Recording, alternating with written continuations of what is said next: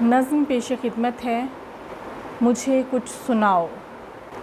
کہا ہے یہ تم نے مجھے کچھ سناؤ، کوئی بات ایسی کرو جو میرے دل پہ ویسے اثر کر دے جیسے کہ ایک پھول کی پنکھڑی پر کسی اوس کی تازگی، اور خاموش ساتھ میں سرگوشیاں سب میری۔ تو سنو ہم نفس،